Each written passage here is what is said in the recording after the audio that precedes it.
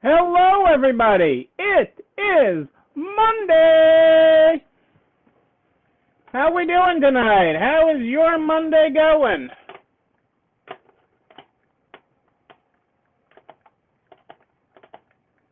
What is happening in your world this Monday night? More Money Monday. What is happening as you kick off this week? Week 47-48. Week 47-48. You are kicking it off, launching it. Yes, you are. What is happening tonight in your world? Hey, Kitty, sorry I'm more-ish, way more-ish than 8 tonight. Way more-ish. Way more-ish tonight. How was your day today? What is happening in your world? Super cold here. Yeah, we're going to get some of that. We got another round of snow coming tomorrow, and then we're going to get the cold. We're going to get the cold.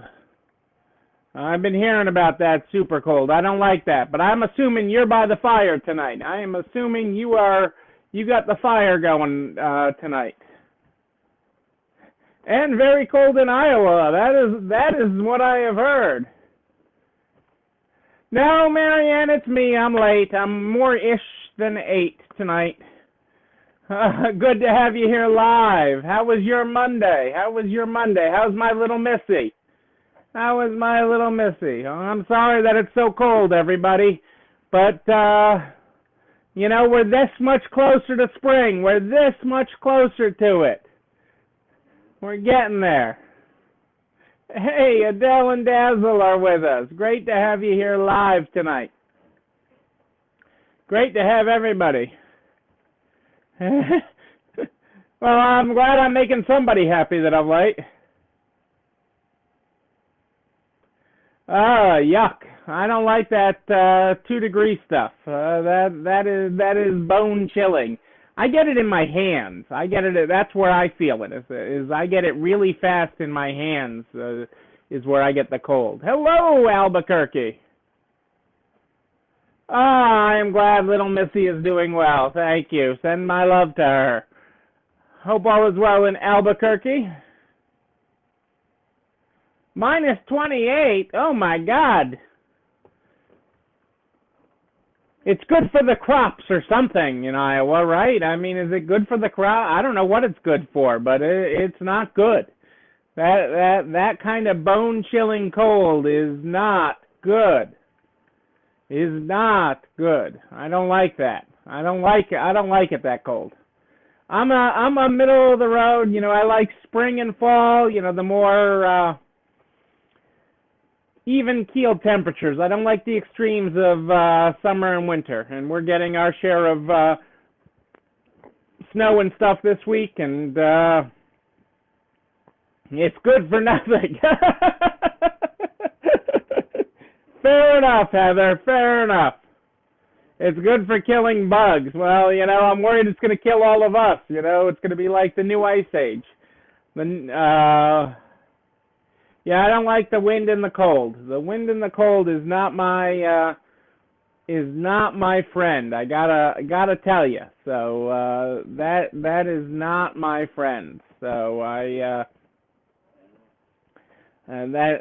do not do well with that. So I know even tonight we're not that cold, but I'll have the heated mattress pad on instead of a heated blanket. We have it from underneath. We have the mattress pad on the bed is heated. And I'll turn that on tonight. Warm up the bed before we get in, because I do not like it that cold. That is not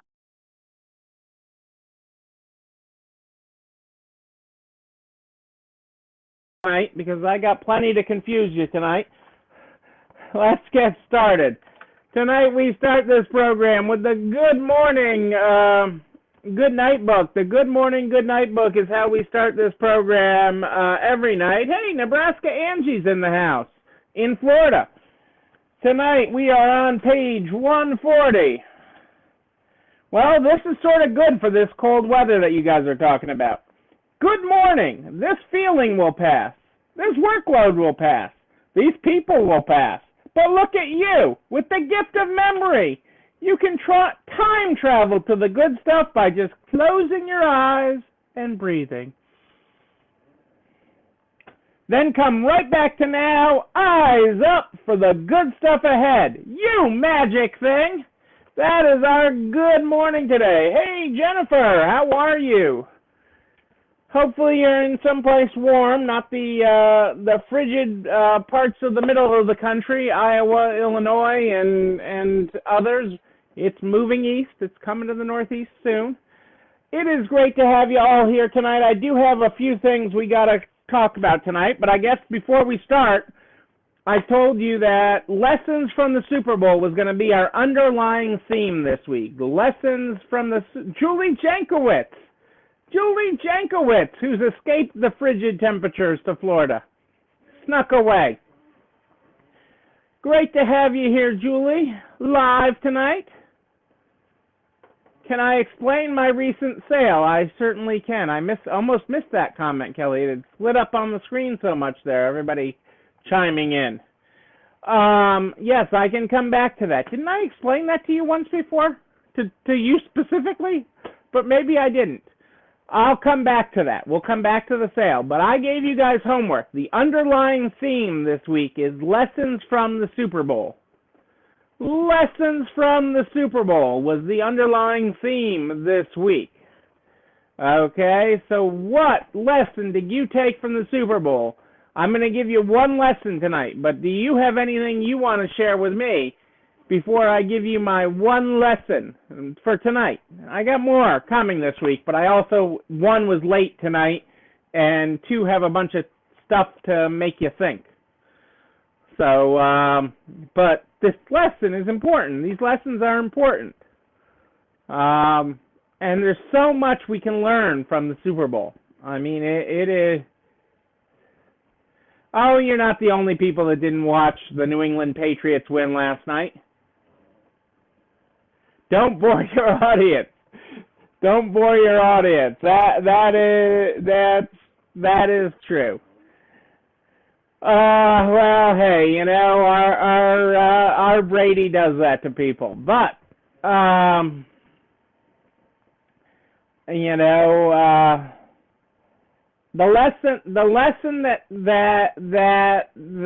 first lesson from the Super Bowl that I'm going to give you to digest is you're not too old to be a winner. That's good, Marianne. That's good.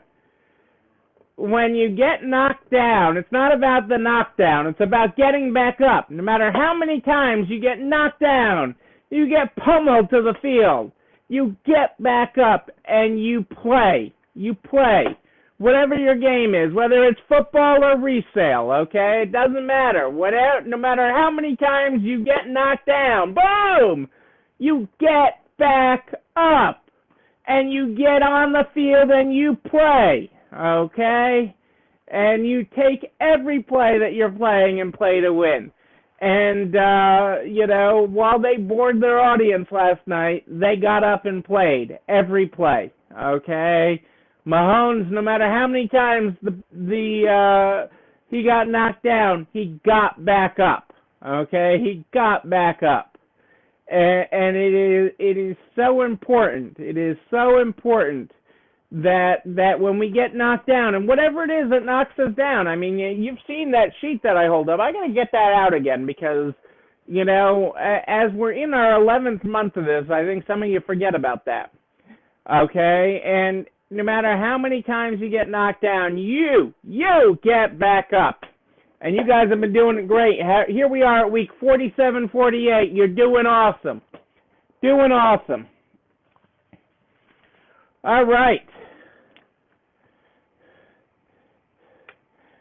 What do we got here? Okay, so we got a bunch of stuff tonight that we got to talk about. Where am I going here? The National Retail Federation. Well, hang on, Julie. I got something. Make sure you don't go on me here because I got stuff for you tonight. Specifically, I have Julie's stuff tonight. The National Retail Federation, in their holiday press release, talked about the growth in retail sales this past holiday season, which we talked about. and an unexpectedly high 8.3% growth. But even more than the growth in this past holiday season, okay, and why retail is such a bright spot to come, is that it is the highest holiday growth rate in records going back to 2002, beating 6.8% in 2004. So that is important to note, okay? And while I'm talking good things about retail, just for a second, is Amazon is looking at opening 2,000 brick and mortar sites. Okay, but retail is dead and in-person's dead, but Amazon's going to open over upwards of 2,000 sites. So go figure that one out. Since I still have Julie here, my friend Julie, the Grant Queen, the Grant Queen, Julie Jankowicz, okay, let us not forget that last night was after the Super Bowl. For those of you that stayed up for it, last night was Verizon's big concert for small business, okay, where Verizon was granting out $10 million, a minimum of $10 million, okay, that Verizon was going to be giving out in grants of $10,000 a pop. Excuse me.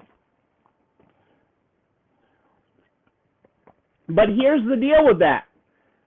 The grant period opened when the concert started last night, and it closes tomorrow night at midnight, okay? So you've got a little over 24 hours to apply for that grant, a little over 24 hours.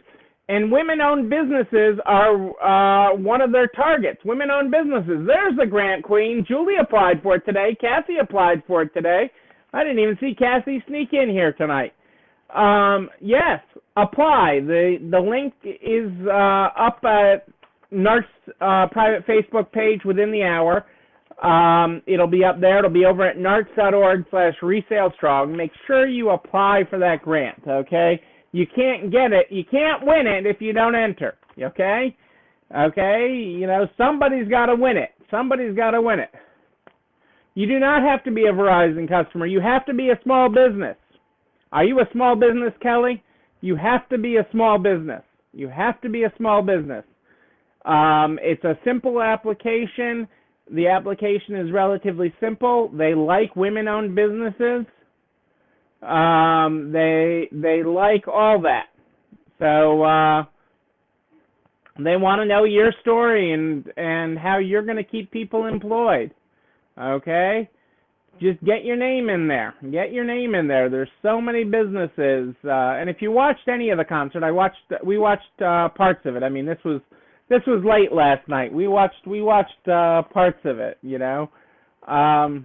Some of the musicians really talked about small businesses that meant a lot to them.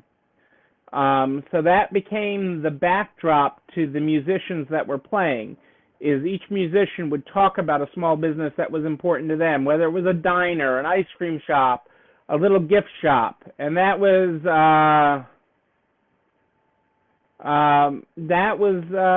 you know, really nice. If you had a chance to see any of that.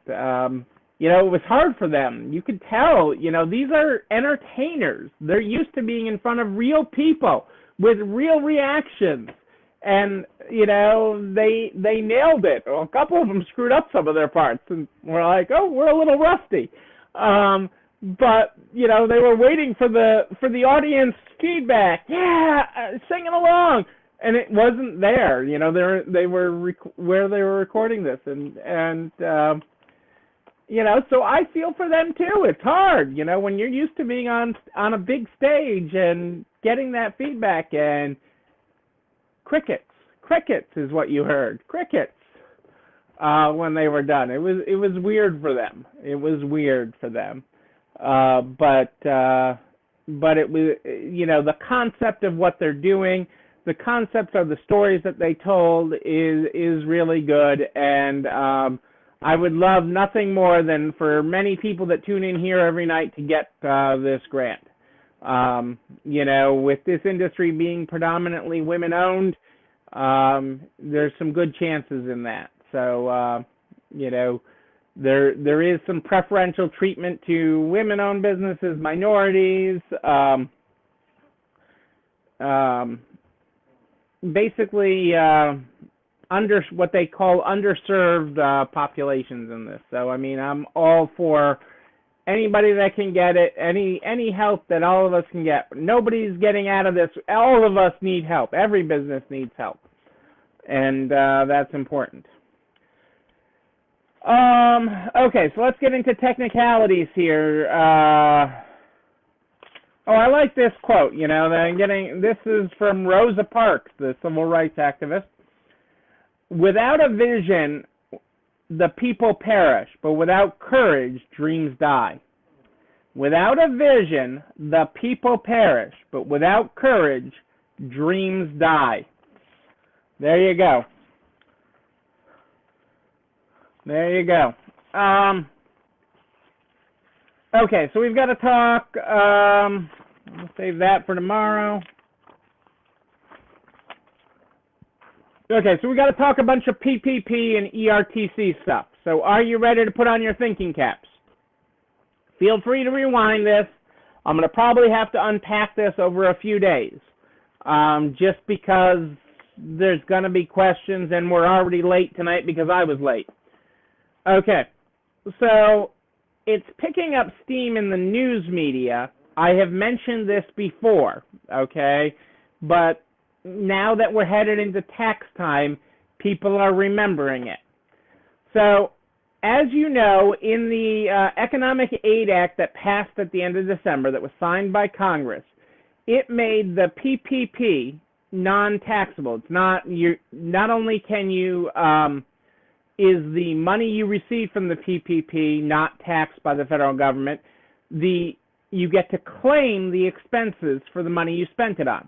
Okay, so the money you receive for the PPP, not taxable.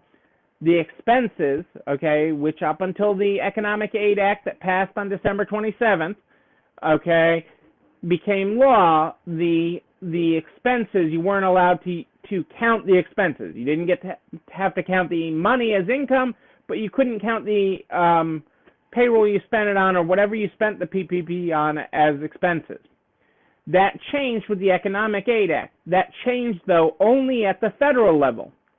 Most states in the country have it automatic in their legislature where that they automatically follow federal tax law.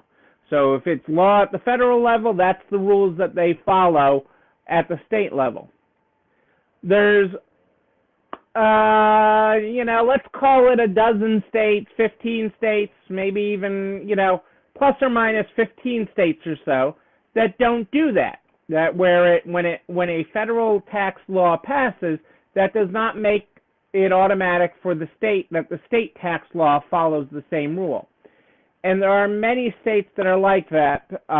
Virginia, Massachusetts, where I'm at, is not like that, okay? They do not automatically follow that.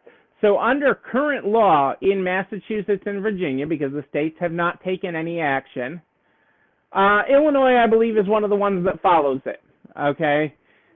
Illinois is not, to my knowledge, is not an issue, okay? But several states are an issue, okay?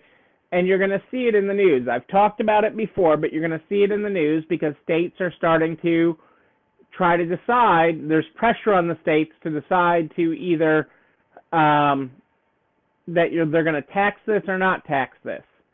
And in some states it's a tax if you're a corporation, and it's not a tax if you're you're not taxed if it's a corporation, and you are taxed if you're not a corporation. And so there's a lot of backwards tax law. It's complicated. But it could be taxed at the state level. So right now your PPP could be taxed at the state level. For 2020, for a lot of you, that's not going to be a big deal either way, because a lot of you didn't make a lot of money in 2020, so it's not a big deal. Because even if they tax it, okay, if you had no income for the company, it's not going to matter. So just be aware of that. You could be in a state that taxes it. There are 12. I'm calling it 15. You're one side of 15 or another. It's not a third of states. It's a little less than that. It's really closer to a dozen, I think. But most of the states are trying to do the right thing. There's a bill in Massachusetts to fix it. There's talk in Virginia about fixing it. There's talk in all the states about fixing it. They know it. And they're trying to fix it before people really get going with their taxes. So, but there's always those people that the states need the money and these need the money, but you need Main Street too. So, I am hopeful after push comes to shove that the majority of states will do that do not directly follow the federal law automatically will do the right thing and fix it, which is what I've expected all along, but it's not a guarantee. So just be aware of that. For example, in Massachusetts, that would result in a 5% tax on your PPP at the state tax level, or it could. Just be aware of that. I think it's going to get fixed in the overwhelming majority of states. So hang in there with it, and I will keep you posted if there's a state that doesn't, if I hear about it. But there are, this is an active topic in a lot of state legislatures.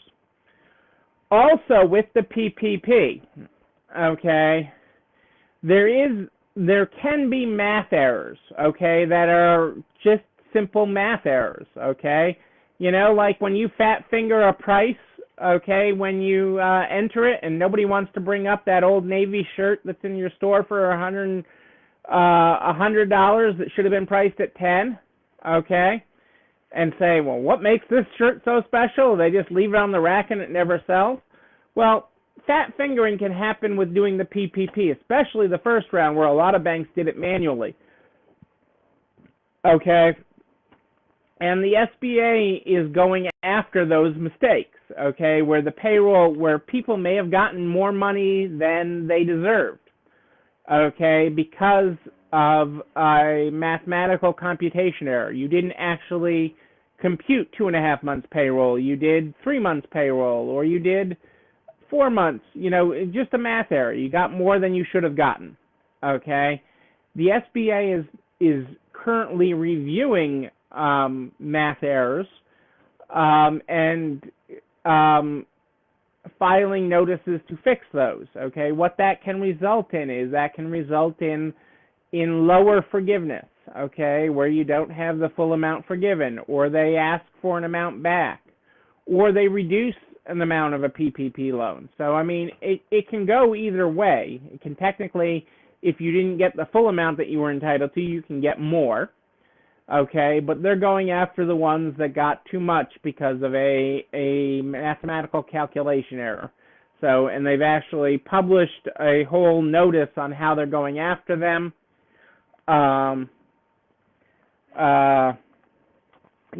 Some of the mistakes, the common math errors in the PPP, especially in the first round where there was a rush to get them out. The borrower included amounts paid to employees over $100,000. So the PPP only allows for payroll up to $100,000. You had to exclude that. Hey, Michelle, great to have you here for a moment. Hello to you. So that would be one example of a math error. Another example is if you included payments to an independent contractor. Those are not allowed and would get subtracted out.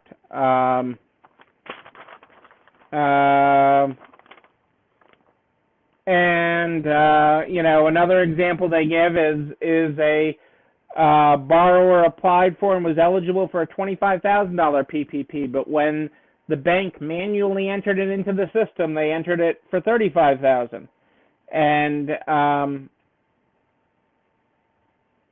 so you exceeded your maximum loan amount. And so basically, you can't get forgiveness on anything that exceeds your maximum loan amount.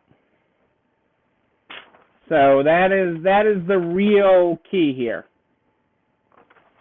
That is the real key here, and so they will be fixing those as part of the forgiveness process as they go through the loans and during the audit process. So just know that is out there, okay? And they've written procedures for it, and acknowledge that human error happens, okay? It's not a legal issue, okay? It's not like you applied for $2.5 million, but you were only eligible for $25,000, okay? And you went and bought a boat.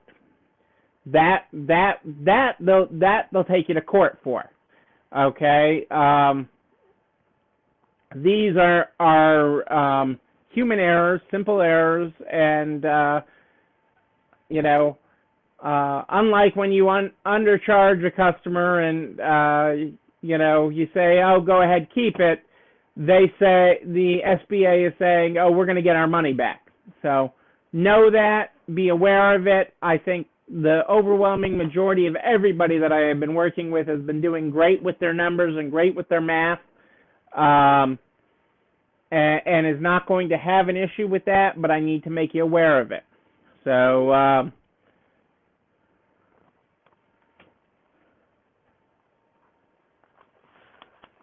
okay, now flipping over to the Employee Retention Tax Credit tonight, okay, which is the other thing I had to cover tonight. So the Employee Retention Tax Credit. A few things with the Employee Retention Tax Credit that we have to talk about tonight. First off, is the credit that you received for the Employee Retention Tax Credit income? And the answer to that is no. Okay, so if you receive the Employee Retention Tax Credit, it is not income. However, part two of that is like the IRS originally ruled on the PPP, you cannot claim the expense that you got the credit for.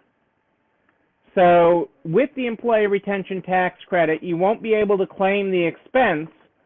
The deduction of the expense would be disallowed if you get the Employee Retention Tax Credit.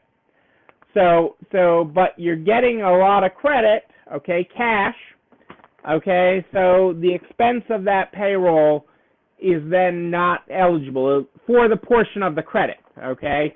In 2020, that's half of wages up to $10,000 that weren't paid with the PPP per person. And so if you got the full $5,000, you wouldn't be able to deduct $5,000 worth of a payroll expense, not the whole 10. You'd still be able to deduct the other 10 as an eligible expense. So it's not income, but you don't get to claim the expense.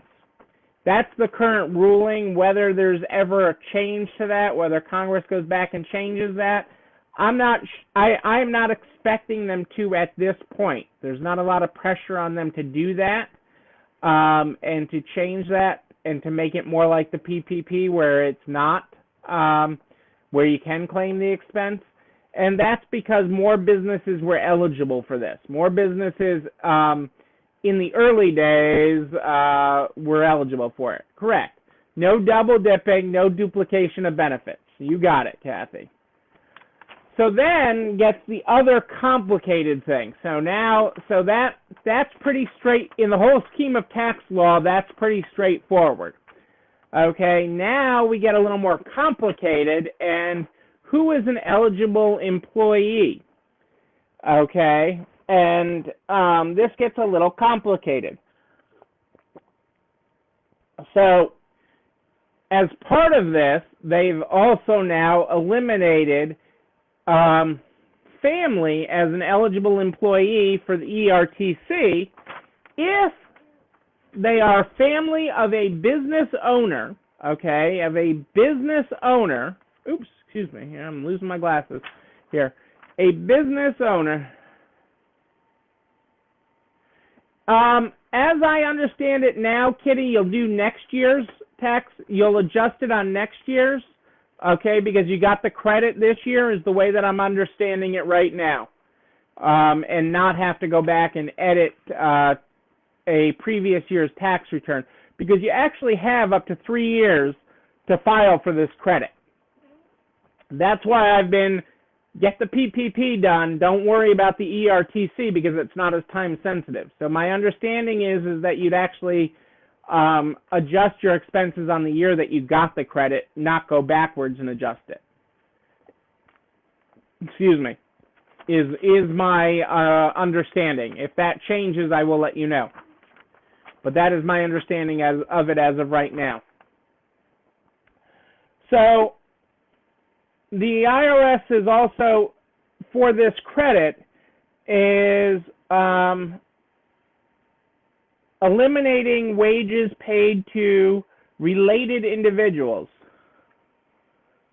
Related individuals, okay? So who is a related individual?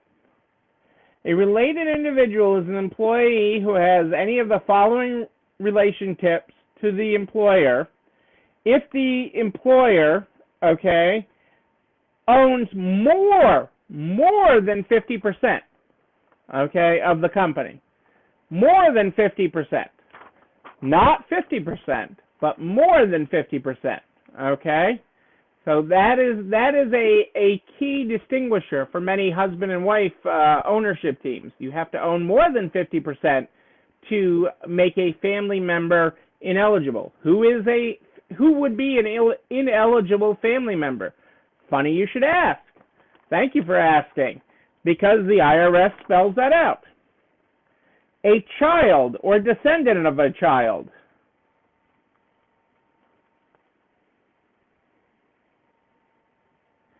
A brother, sister, stepbrother, or stepsister. The father or mother of an ancestor of either. A stepfather or stepmother. A niece or nephew. An aunt or uncle. A son-in-law, daughter-in-law, father-in-law, mother-in-law, brother-in-law, or sister-in-law.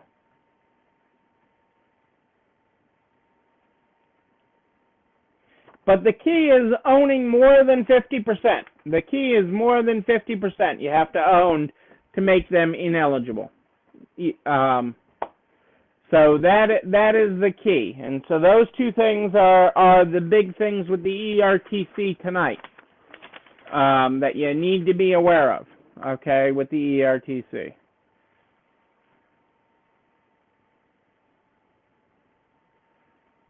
Ooh, Julie, you got more on your first PPP? I didn't realize that. But there was a lot of math mistakes in the first one because there was such a rush on it. So it is not criminal. That's the good thing. Unless you did $2.5 million instead of $25,000, that might be criminal. But you know, that is not criminal on that, but it does result in owing that money back. So just be aware of that. It's important to check your numbers and not get more than you are entitled to. Do not apply for more than you're entitled to.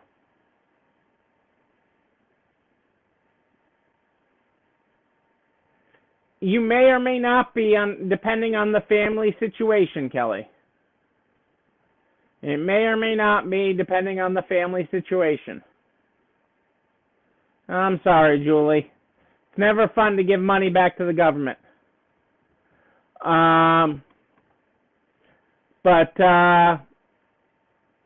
You know, so be aware of that. Yes, they can be an employee. There might be some movement on this. Okay, there might be some change on that, because quite honestly, a family business is not your mom. Yeah, you know, I'm gonna have a talk out with some people in Washington and stuff on that, and see if there's gonna be any movement on that for companies of smaller size. You know, under 100 employees or something. And I say that because companies under 100 employees don't tend to pad their payroll with family. They tend to have family because that's who shows up to work. Who are you going to argue with at work if you don't have family there? So knowing that, that sort of becomes the issue with that. So the reality is most family businesses employ family, okay, and that's, their wages are just as important, and keep people off the government rolls in other ways, because again, this is about attaching people to your company. So keeping people on your payroll so you're not sending them to unemployment, etc. So it is an important thing to keep people on that payroll. Oh, excuse me. So I'm hopeful that they actually update that guidance, but that is the guidance that we have tonight. Okay, again, all this stuff is evolving. All this stuff is evolving as its unintended consequences become known. And I can rattle off, dozens of companies that this affects that way. Right, it is unfair. She works, she comes in, she does her shift. She's not on the payroll for the sake of padding the payroll. Some larger companies can really do pad payrolls. You get above 50 employees, you get above 100, and it's an income strategy. Okay, so it's an income strategy to run some money through payroll for people, for family members who aren't really working in the business. And that's sort of the way the IRS is interpreting this. But that's not a company of 10 people, 20 people, 50 people. That just, you need a certain level of scale before you're padding the payroll with, it's not fair. And so I am advocating that there's a company size limit where it doesn't apply, that test does not apply, because there's plenty of companies that are not on the smaller side where family really works. I mean, I'm not sure Zach really, I think he, the number of days off he puts in for and everything, and long lunch breaks at Taco Bell, but other people's kids, they do stuff. Julie's daughter for sure. Okay. So I'm hopeful for an update to this ruling. Okay. This is the IRS applying its standard rules of qualified wages, to this rule. It has nothing to do with the actual employee retention tax credit. It's the IRS applying their standard rulemaking authority to ambiguous legislation from Congress. So I am hopeful that in upcoming legislation we can get them to revise this.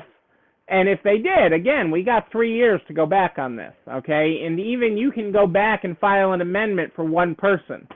So, if they change the law 6 months from now, you can go back and file a amendment and get the credit for one person if they change this. So just be aware of that, and I am keeping an eye on it. And I'm certainly something that I'm talking about, because that interpretation, especially in these times, okay, you take Sylvia's situation where her son lost his job, but more than that, his mom's business needed the help, okay, and what do you do? What does a family do when a family business needs help? The family helps, okay?